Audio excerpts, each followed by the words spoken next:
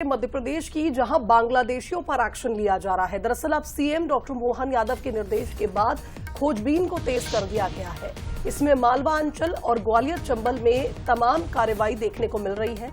अगर बात ग्वालियर की करें तो यहां 8 बांग्लादेशियों को अरेस्ट किया गया और सभी के पास से फर्जी आधार कार्ड भी मिले हैं। बता दें आपको कि हरियाणा पुलिस के इनपुट के आधार पर यह एक्शन हुआ है। इंदौर में भी बांग्लादेशियों पर सख्ती दिखाई दे रही है। पहचान कर बाहर करने के आदेश दिए गए हैं।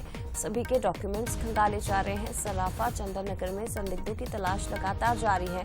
बांक पंचायत में भी संदिग्धों की तलाश शुरू। तो खासतौर पर ग्वालियर चंबल और मालवा निमाड़ का ये इलाका जहां बांग्लादेशी अवैध रूप से रह रहे हैं, छुप कर रह रहे हैं नकली और फर्जी दस्तावेजों पर, तो ऐसे में इन सभी के खिलाफ अब सख्ती दिखाई दे रही है।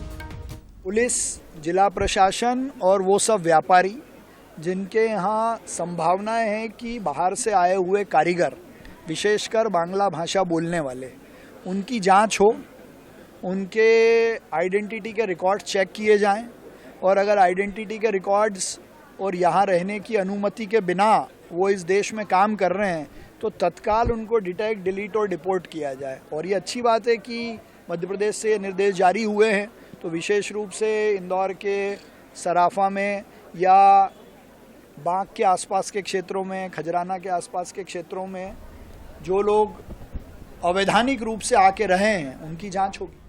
चलिए, संवाददाता उमेश पराशर का रुख करेंगे, हमारे साथ इस खबर पर लाइव जुड़ रहे हैं। उमेश, जिस तरह से इंदौर में हमने बड़ी कार्रवाई देखी है, लगातार सराफा, चंदननगर जैसे बड़े बाजारों में जाकर संदिग्धों की तलाश की जा रही है। एक बड़ी सफलता हमने ग्वालियर में भी देखी, जहां 8 बांग्लादेशी पकड़ाए और हैरानी की बात यह है कि बिना किसी वीजा के, यानी पहचान छिपाकर ये यहां पर जासूसी कर रहे थे।